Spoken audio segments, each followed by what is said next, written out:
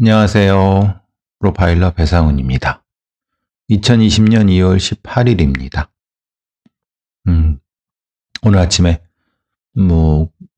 이제 많이 추웠어요. 아주 많이 추운 건 아닌데 그래도 갑자기 어제 오후부터 기온이 내려가기 시작했죠.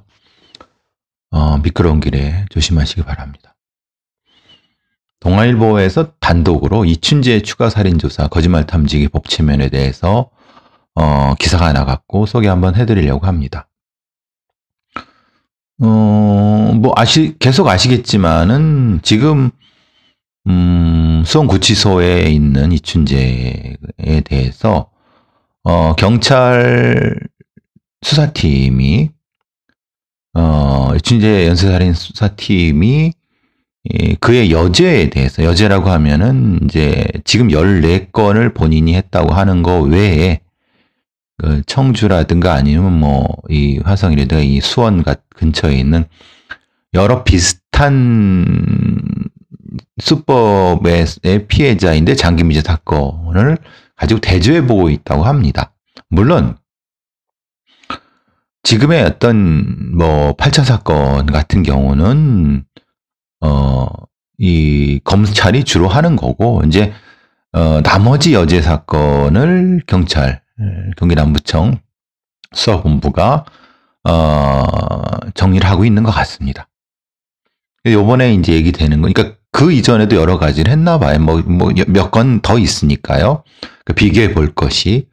그 중에서 이제 청주 학천교 살인 사건이라고 해서 1992년 사건입니다. 그러니까 이제 아무래도 91년에서 3년, 4년 사이에 청주에서 이춘재가 아마도 거주했거나 아니면 연고가 있기 때문에 분명히 연관이 있을 것이다라고 경찰 수사팀에서는 이제 판단을 했을 것이고, 그런데 이제 이 기사의 주요한 그 팩트는 그겁니다. 이 거짓말 탐지기를 했다. 그러니까 이제 실제로는 거짓말 탐지기를 해든 안 해든 사실 상관은 없어요. 왜냐하면 거짓말 탐지기는 법적 효력이 없지만은 또한 이것들은 다 공소시효가 지난 거기 때문에 실제로 이춘재가 거부하면은 특별한 이유 없으면은 사실은 할 수가 없는데, 여러 얘기를 하는 과정에서 거짓말 탐지기에 대한 얘기를 했던 것 같아요. 그러니까 사실 근데 제가 이전부터 계속 얘기한 것처럼 이춘재가 왜 경찰의 수사에 협조적이다 표현보다는 응하고 있는가에 대한 부분인 거죠. 실제로 이제 이 응하고 있는 이유는 경찰이 여러 가지 압박 계속 찾아오니까 그럴 수도 있지만은, 실제로 이춘재의 어떤 공명심, 그러니까 이춘재의 자존감을 계속 높여주는 일종의 그런 방식으로 접근을 했을 거라고 보여져요. 그리고 사실은 그것은 적합한 방법이라고 보여지고, 다만 제가 이제 이춘재 사건의 8차, 9차에 대해서도 얘기했고 그 1, 2차에 대해서도 계속 문제제기하는 건 그겁니다. 이춘재가 지금 하고 있는 것이 장난일 수 있다. 즉 프로파일들을 갖고 노는 것일 수도 있다. 왜냐하면은 이춘재가 거짓말 탐지기 진행을 했는데 학천고 사건은 내가 저지르지 않았다라고 진술했는데 거기에 그러니까 거짓 반응이 나왔다는 거예요. 근데 이것이 정확히 거짓 반응인지 아니면은 이게 이제 이 판단을 유보하는 반응. 근데 판단을 유보하는 반응이라고 하면은 분명히 그렇게 얘기를 했을 거예요. 그러니까 지금 이제 아시다시피 이 취재는 담당 수사 본부에 있는 관계자가 언론에 슬슬 흘리면서 이게 흔히 말하는 경찰의 우호적인 어떤 여론을 하기 위해서, 우리가 이런 걸 하고 있다는 걸 하기 위해서 이렇게 슬슬 흘리는 거니까 과장돼 있을 수도 있고 다소 여러 가지 걸 감안해야 되지만 어쨌든 거짓말 탐지기를 한 건 맞고 거기서 그러니까 진실 반응이 나오지 않은 건 맞다. 근데 진실 반응이 나오지 않았다고 해서 그것이 이춘재가 그 사건을 저질렀다라고 판단하면 절대 안 된다는 거예요. 왜냐하면은 이춘재 같은 흔히 말하는 사이코패스의 판정이 필요한 그리고 적어도 최소한 다수의 그 피해자를 그러니까 살인을 그것도 이 여러 가지 특정되지 않은 이유로 한 경우는 거짓말 탐지기 자체는 의미가 없다고 합니다. 이게 사실은 이 교과서 자체에도 쓰여 있는 거예요. 뭐냐면 사이코패스는 거짓말 탐지기가 의미가 없다. 왜냐하면 자기가 거짓말을 하는 거에 대해서 가치 판단에 대한 부분을 스스로 통제할 수 있거나 아니면 그 자체가 무감하기 때문에 그러니까 이제 거꾸로 생각하면 지금 경찰수사본부에서 이춘재를 거짓말 탐지기 하는 것은 바보짓일 수 있다는 얘기예요. 그런데 근데 일종의 했다는 걸 보여줘요. 그러니까 기존에 이춘재에 대한 수사를 엉망으로 했고 이춘재를 잡지 못했으니까 어떻게든 이 이춘재를 구워 삶아서 뭔가 경찰이 뭔가를 했다는 걸 보여주고 또 미제 사건이 하나라도 더 그러니까 지금 얘기되는 했던 14건 말고 무엇인가 성과내려고 하는 그 이춘재 경기남부청 이춘재 연쇄살인 사건 수사본부의 노력은 알겠는데 원론상으로 그리고 논리상으로 만약에 이춘재가 사이코패스 저는 이 사이코패스라고 보지만은 사이코패스라고 한다는 전제하에서 거짓말 탐지기는 사실은 논리 모순이죠. 형용 모순이죠. 그런데도 한 거는 뭔가 보여주려고 하는 거예요. 그러니까 의도가 순수하지 않은 거는 분명한 것 같아요. 그래도 뭔가 뭐 올해도 이렇게 남겨야 되지 않을까라고. 그러니까 지금 경기남부청의 이 이춘재 사건 수사는 뭔가 산으로 가는 느낌. 그러니까 제대로 된 방식으로 하고 있나? 거기다가 22일 오후에는 3시간 동안 법체면 수사를 받았대요. 사이코패스에 대한 연구 그리고 연쇄살인범에 대한 연구에서 이 연쇄살인범들의 법체면이 의미 있는 결과를 가져왔느냐에 대한 논란은 있습니다. 즉, 이 정도의 자기를 통제할 수 있는 범죄자라고 하면은 법체면도 의미가 없다. 오히려 법체면 기법을 알기 때문에 그리고 법체면에서 여러 가지 상황 통제력이 어느 정도까지 있다고 하면은 법체면을 통해서 나오는 어떤 정보라는 것은 사실은 일종의 이 범죄자의 말장난이가 장난일 수 있다. 즉 프로파일러를 놀려먹거나 경찰을 놀려먹을 수 있는 장난일 수 있다. 그러니까 이제 경찰은 그런 거죠. 이렇게 해봤는데 거짓 반응이 나왔어? 법체면 해보자. 라고 하는 거예요.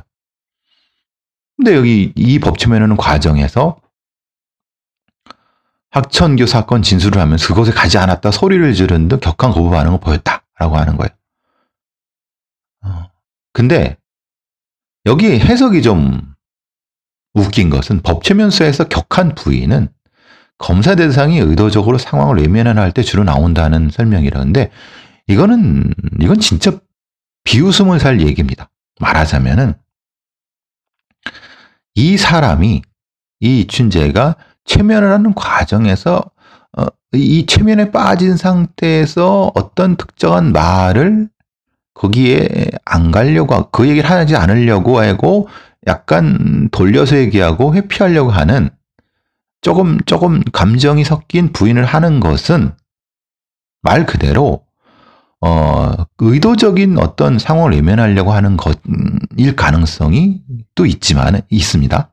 그런데 소리를 막 지르고, 그러니까 최면이 깨면서 소리를 질렀는지 아니면 원래 최면이 안 된 상태에서 최면이 든 것처럼 했다가 무엇인가 이제 이 프로파일러 놀려 먹으려고 이렇게 한 건지, 이거는 진짜 이 최면 전문가들 아니면 이들의 복수의 여러 가지 사람의 민간 수사 전문가들한테도 역시 이런 것들을 검토해야 됩니다.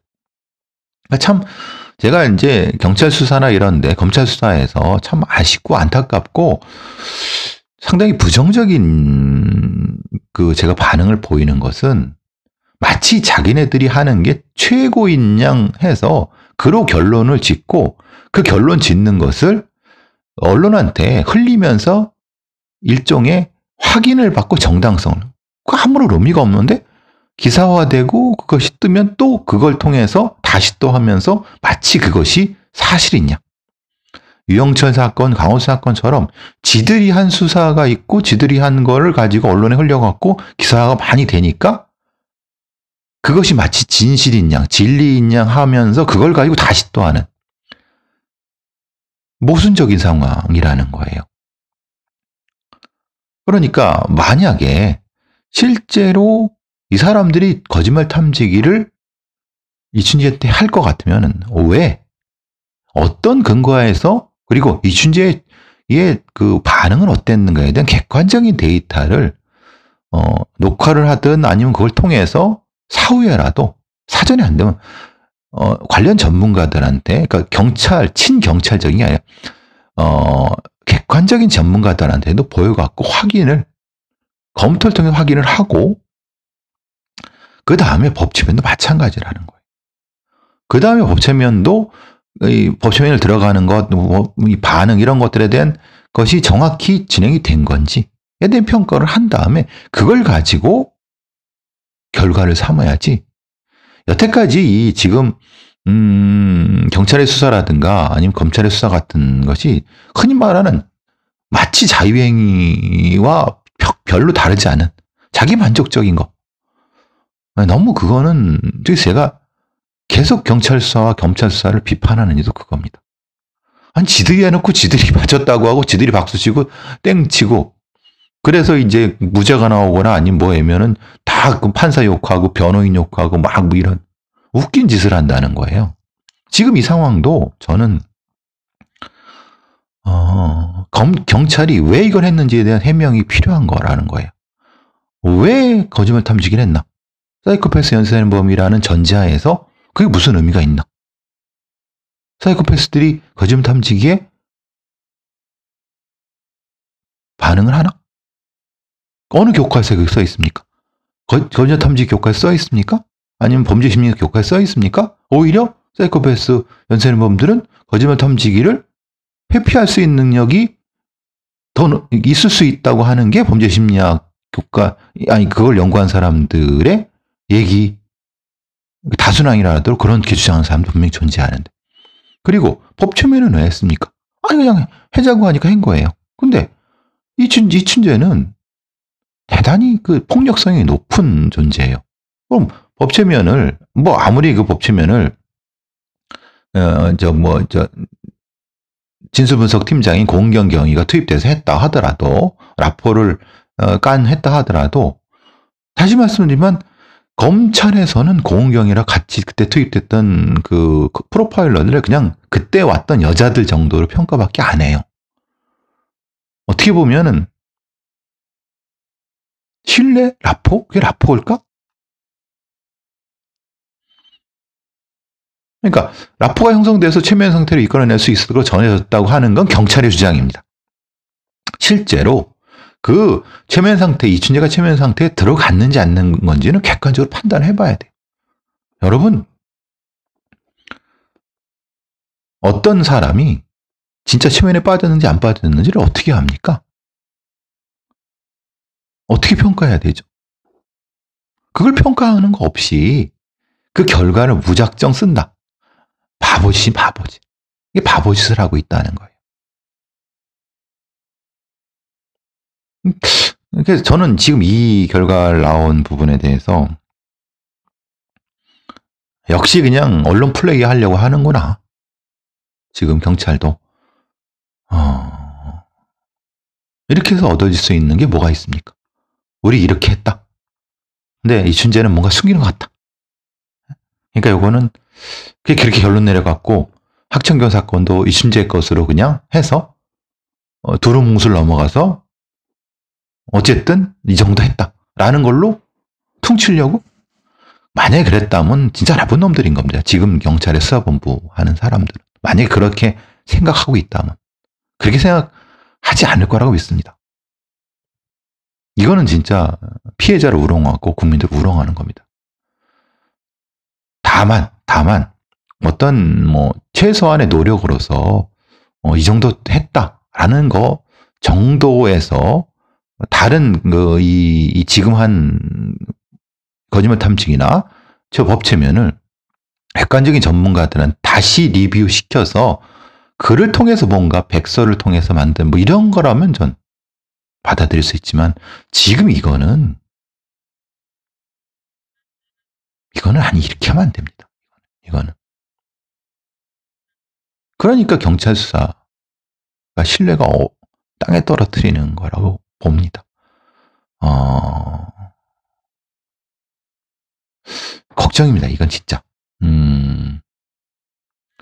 그래서 결론은 뭡니까? 수사본부의 결론은. 학창교 사건을 이춘재가 했다는 거예요? 안 했다는 거예요? 제가 예측하건대 분명히 이렇게 쓸 겁니다. 여기 지금 언론에 흘린 것처럼. 네? 거짓말 탐지기에서 거짓말이 나타났다. 그리고 법체면을 할 때 무엇인가 약간 이 거부 반응을 느꼈다. 그래서 점점점. 그 다음에 언론이 잘 발라주겠죠. 아, 이춘재가 15차도 했겠다. 하고 상상력을 동원해서 언론이 쓰면 이제 대략적으로 그걸 쓱 가져와서 15차는 이춘재가 했다. 라는 식으로 쓱 넘어가는 이런 고전적인 야려 섞인 사기 수법을 안 했으면 좋겠습니다. 제발. 이렇게 하지 마세요. 이건 아닙니다. 굳이 과거의 잘못을 이렇게까지 억지로 그건 안 됩니다. 참 많이 걱정입니다. 이런 거. 자, 지금 이 순천 완주 사이에 터널 사고 탱크로리 등에서 30중 추돌이 됐는데 4명이 돌아가시고 33명이 부상인데 부상자도 사실 여러 중상자가 더러 있다고 하니까 좀 지켜봐야 되겠지만은 이게 참 남원 3회 2터널입니다. 요즘 제가 분명히 블랙아이스에 대해서 말씀을 드렸었어요. 요즘 이제 도로를 만드는 게 산 중턱을 깎아서 만듭니다. 그러니까 말하자면 산을 밑에서 터널을 뚫기에는 너무 많이 뚫어야 되니까 그리고 높이 올리면 교각을 높이 올려야 되니까 그래서 중간쯤 아래를 뚫어서 터널 길이도 줄이고 교각도 낮추는. 근데 그거의 가장 큰 문제는 뭐냐면은 기온 변화가 많다는 거예요. 그러니까 떠 있잖아요. 그러니까 터널 안은 상관이 없는데 터널 안과 터널 바깥이 이 경계선 지점에 터널 바깥은 교각이잖아요. 떠 있잖아요. 그러니까 거기가 흔히 말하는 복사열에 의해서 쉽게 얼어요. 그러니까 어떻게 되냐면 바깥과 안에서의 만약에 이 고속도로 같으니까 고속도로니까 평소의 속도인데 그날 갑자기 기온이 내려가 갖고 기온이 급변할 때에는 이 엄청난 사고가 벌어진다는 거예요. 분명히 이런 도로를 만들고 터널을 뚫는 이거를 설계하고 한 이 구조 전문가들, 도로 시공 구조 전문가들 분명히 알 겁니다. 이게 위험하다는 걸. 근데 싸잖아요. 즉 이렇게 안 되려면 맨 밑에를 그렇죠?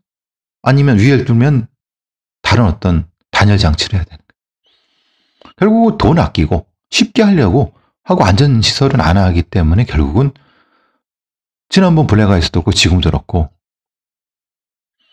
만약에 알면서도 도로공사라든가 아니면 지자체에서 이걸 안 했다고 하면 이건 직무유기입니다. 이건 이 사람들에 대한 그래서 이건 단순히 자연재해로만 짚었는데 천만에 맞습니다. 근데 언론에서 이런 걸 분석하거나 이런 전반적인 분석을 또 못해요. 이거는 이 단순한 자연재해가 아니라 인재라는 것은 분명한 것은 안전장치나 안전을 해야 되고 있어야 되는 건데 안 하고 있다는 거. 근데 기사 같은 걸 보면 다 사고를 유발한 탱크롤이 막 이렇게밖에 안 해요. 이거는 탱크롤이 과속이 아니죠. 탱크롤이 과속도 있지만은 뭐예요? 바닥의 지면의 문제. 흔히 말하는 갑자기 기온이 급강하했을 때의 바닥 지면의 얼음이라든가 이런 부분들 제동력을 어떻게 확보할 것인가는 도로 건설자와 도로 관리자가 신경을 써야 되는 부분이에요. 이게 참 분명히 알면서도 이걸 그냥 방치하는 거예요. 그러니까 근데 주민들은 알고 있었다는 거예요. 뭐라 그랬냐면 특히가 사고가 난 3회 2터널은 산 중턱을 깎아 만든 곳이죠. 제가 말씀드린 것처럼 눈이 잘 녹지 않아요. 높으니까. 운전자들하고 주민들이 늘 도로 결빙이 돼 있어서 아주 심각하게 생각했다는, 그러니까 원인이었다는 걸 알고 있었다는 거예요. 그래서 남원 3회 면사무소 산업계장이라는 사람은 이런 인터뷰를 해요. 사고 지점이 지상에서 50m의 높은 산을 깎아서 제가 말씀드렸잖아요. 관통해서 만든 거라서 기온이 낮고 바람이 세고 조금만 하면은 바짝 얼어붙고 대신에 또 터널 안은 또 녹아갖고 그냥 이게 반복되면은 심각하죠. 물이랑 얼음이랑 겹쳐버리면 이게 제동력이 확 줄어들잖아요. 참 이게 보통 여러분 적어도 충청도, 경상도, 전라도 이 이른바 산지 지대 가면 이런 도로들 많습니다. 이걸 어떻게 할 거냐, 이거를. 제발 좀 이거를, 미리 좀 안전시설을 해야 되는데, 이 도로에 관리하는 이 인간들은 그런 생각을 안 하고, 안타깝게 많은 사람이 상했어요. 명복을 빕니다. 자, 어제부터 이제 지금 무슨 주가 조작, 검찰총장 부인의 주가 조작 이렇게 해갖고 쭉 얘기가 나오고 있어요. 저는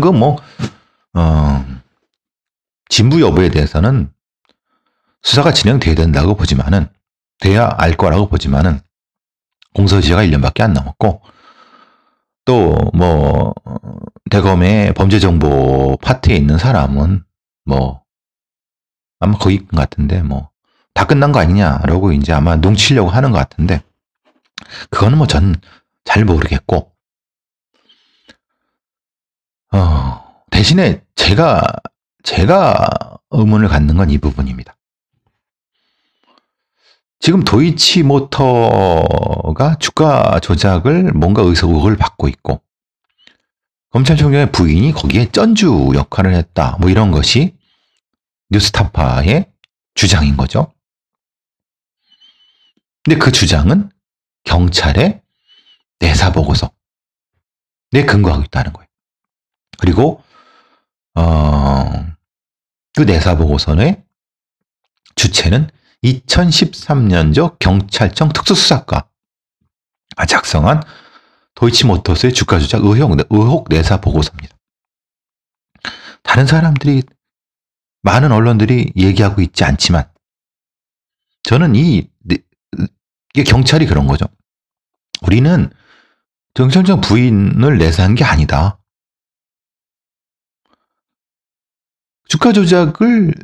도이치모터스의 주가 조작을 파다 보니까 우연히 그 이름이 나온 거고 그냥 이름을 기재했을 뿐이지 그 사람을 중심적으로 판 게 아니다라고 하는 거예요. 근데 잘 보세요. 2013년도가 언제입니까? 잘 기억나실지 모르겠지만 2013년도, 13년도에면 윤석열이란 12년도에 윤석열이 결혼을 했습니다. 지금 있는 부인이랑. 그러니까 지금 주가 조작에 공모했다고 이제 의혹받는 그 사람이랑 공모를 바로 전년도에 했어요. 근데 13년도에 무슨 일이 벌어지냐면 이게 이제 이 사람이 여주지청장을 하면서 소위 말하는 이 특검 이제 이른바 수사팀장을 하게 되죠. 수사팀장을 하면서 그때 이제 항명 사태가 벌어지는 그 계기가 된 과정이에요. 그 과정에 13년도, 14년도 그러면서 박영수 특검으로 들어가 막 그래서 최순실 사태 막 뭐 말하자면은 그 이제 그 뒤로 넘어가는데 그 시기가 13년도라면 이 사람이 이제 말하자면 여주지청장 할 때. 그리고 그렇게 되면서 사실은 좀 주목을 받을 때. 그러니까 박근혜 청와대에 주목을 받을 때라는 거예요. 아시는 분은 아시겠지만은 경찰청 특수수사과는 좀 특이하게도 청와대 하명 수사를 하는 데라고 알려져 있습니다. 그러니까 경찰청에서 본청에서 수사팀을 운영하는지는 않습니다. 이유가 없죠. 왜 지방청에서 하니까. 근데 경찰청 특수수사과라고 하는 것이 거의 유일하게도 아마 당시엔 그렇습니다. 청와대 하명수사 말하자면 뭐 예를 들면 그거죠. 청와대에서 뭔가 이렇게 직접적으로 병력을 운영해야 될 필요가 있을 때 운영하는 그 부서라는 거예요. 물론 이제 검찰에 뭐 대검 중앙수사부라든가 아니면 특수부가 있지만은 뭔가 직접적으로 뭔가를 해야 될 때. 그러니까 사실 저는 이게 경찰청 특수사과에서 나왔다는 것 자체의 의미가 있다는 겁니다. 왜냐하면 사실 그때는 여주지청장이라서 뭐 이렇게 중요한 직책도 아니었지만 갑작스럽게 이 윤석열이라는 사람이 서울지검장을 들이받고 막 그러는 과정 아니면 그 전에 무엇인가 그 전이라고 하더라도 무슨 문제가 생기냐면은 주요한 검사들, 그러니까 주요한 이제 그러니까 말하자면 박근혜 청와대에 위협이 될 만한 잠재적으로. 그러니까 경찰 특수사과에서 두졌겠죠. 이게 두졌는데 또 뒤져보니까 사실 이 사람의 부인이 그 몇 년 전에 그러니까 이제 윤석열 결혼하기 전이죠. 전에 이런 일이 있었는데 라고 올렸다는 거죠. 아니, 올렸을 수 있다는 거예요. 그러니까 이 말하자면 사실 경찰청 특수수사과에서 무슨 뭐 일개 기업에 주가 조작을 내사를 합니까? 그거는 그냥 일선 지방청의 광수대나 아니면 관련된 부서라든가 검찰의 어떤 부서에서 하는 거지. 그걸 경찰청 특수사과에서 왜 하겠습니까? 그러니까 저는 이 작성 주체가 특수사과라는 것이 사실 의미가 있다는 거고, 특수사과는 당연히 자기네들이 주도가 되겠지만 실제는 정보경찰들을 이용했을 가능성이 높은 겁니다. 지금 광범위하게 내사를 했겠죠. 정보를 끌어모았겠죠. 2010년도 2월에 도이치모터스의 회장이 뭐 여러 가지 지금 의혹을 받는 그 윤석열 부인의 어떤 부분에 대한 것들을 이거 얘기를 했고 연관이 돼갖고 그걸 이렇게 해갖고 했겠죠. 근데 경찰의 주장은 그겁니다. 이거는 도이치모터스 회장 중심으로 보고서가 나간 거고 그냥 거기에 이름이 있던 그 사람은 그냥 이름이 있을 뿐이다라고 하는 건데 맥락은 좀 이상해요. 그죠? 작성 주체가 좀 애매해요. 그러면은 실제로는 적어도 어느 정도까지는 이제 정보경찰이라든가 경찰의 업무 특성상 분명히 별도의 파일이 있었을 수밖에 없다. 생각해 보세요. 박근혜 청와대에서 얼마나 이 윤석열이 눈에 가시였겠습니까? 그러면 당연히 그 밑에 있는 직접적인 지시는 아니라 하더라도 어떤 형태로든 정보를 모았을 거고 그 정보가 어딘가 추적돼 있을 것이고 당연히 정보경찰이 관리하는 어떤 뭐 서버라든가 이런 거에 남겼겠습니까? 안 남기죠. 큰일 나죠. 검찰과 관련된 거를 경찰이 정보를 수집했다 하더라도 자기네들 죽을 짓은 안 합니다. 큰일 납니다. 물론 필요하다고 하면은 청와대에 보고했을 수 있지만은 절대 이걸 압수수색이 들어올 수도 있잖아요. 나중에. 제가 보기에는 했긴 했는데 자료는 없을 겁니다.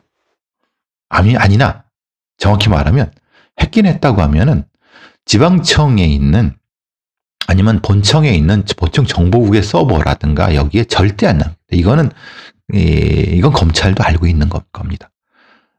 했다고 하면은 인적으로 소위 말하는 어느 경찰서, 어느 지방청의 정보과 형사 아니면 담당 누구누구의 개인 컴퓨터라든가 그렇게 남깁니다. 그럼 나중에 어떻게 됩니까? 꼬리를 자르기 쉽잖아요. 그렇지만 걔들의 그 업무 방식이 그렇다면 그렇게 하겠죠. 아마 이건 제가 맞을 겁니다.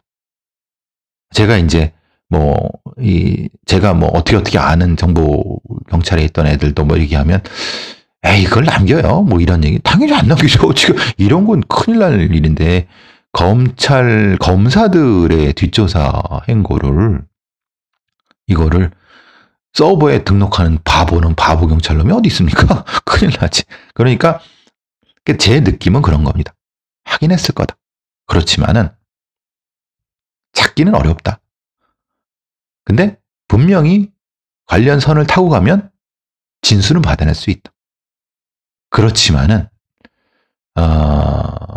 영장 청구권을 검찰이 통제하고 있는 상황에서 더 수사가 진행 안 되게 막은 건 맞다.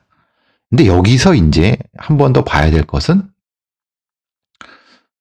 대검에 있는 범죄정보 기획계인지 기획관인지 그러니까 말하자면 경찰로 보면은 정보 파트에 있는 대검에 있는 그러니까 검찰총장의 수족이라고 해요.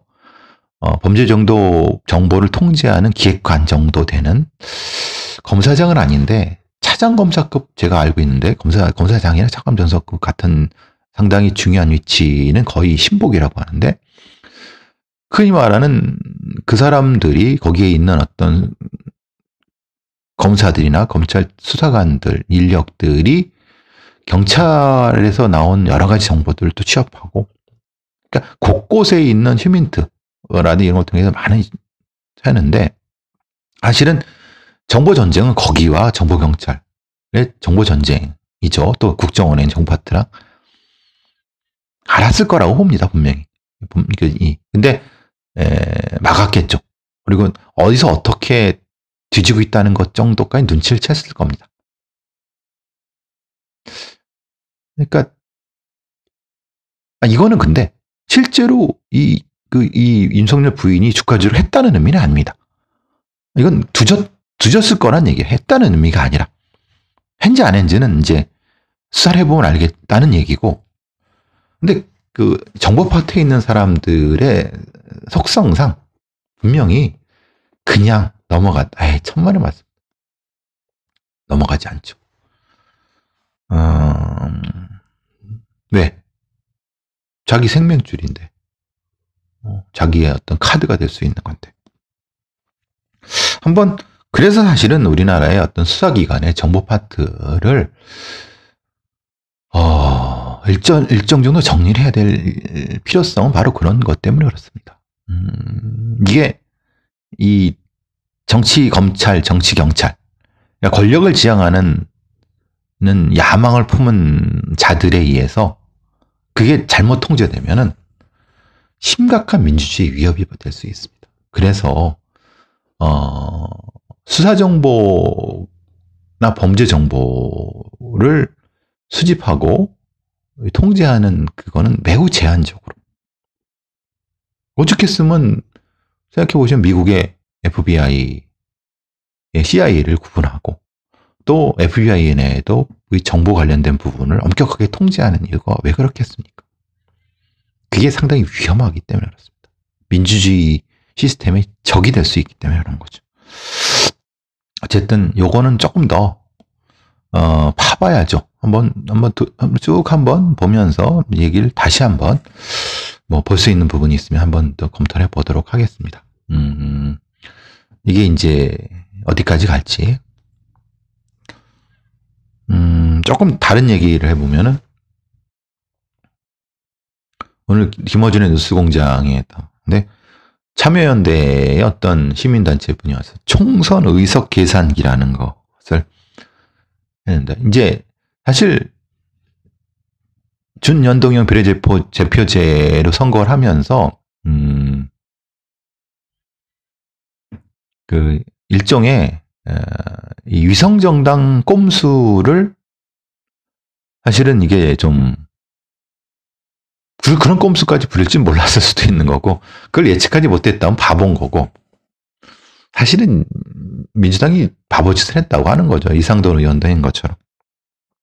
그래서 지금의 지지율을 그대로 총선에 가져간다는 전제하에서 의석 분포를 이렇게 했더니 기가 막힌 결과가 나왔다는 거예요. 이건 이제 김어준 공장장의 얘기죠. 우리나라가 이제 지금의 제도로는 253석의 지역구 의석이 있고 47석의 비례대표가 있는데 그중에 30석이 까지만 이제 준연동형으로 하는 거고 17석이 병립형으로 하는 겁니다. 그러니까 47석은 비례대표인데 30석은 정당 투표를 한 쪽에 배분되는 거고 17석은 이 지역구 의석의 전체 정당 지지율로 나누는 겁니다. 이런데 이제 전체의 지지율이 전체 의석에 못 미치면 받을 게 없어요. 그러니까 더불어민주당은 거의 비례 의석은 제로라고 보는 것이 맞는 거라는 거 지금 상태로 보면. 근데 지금의 이름이 또 헷갈리는데 자유한국당인지 뭐 미래통합당인지 어쨌든 그 의석 그 정당은 비례대표를 전혀 안 내고 지역구만 가고 위성정당이라고는 미래한국당이 맞을 거예요. 거기는 또 지역구는 하나도 안 내고 비례만 낸다는 전제하에서 그 미래한국당이 47석 중에서 몇 석을 가져가느냐라고 이걸 계산을 해봤다는 거예요. 총선에서 계산기에서 봤더니 27석을 가져간다는 겁니다. 기가 막힌 노릇이죠. 그러면 지역구에서 지금의 미래 자유한국당이 뭐 어쨌든 그런 한 100몇십 석, 20석 하고 플러스 27석이면 과반을 넘긴다는 거예요. 그러면은 민주당도 똑같이 하면 되지 않나? 똑같이 하면 되죠.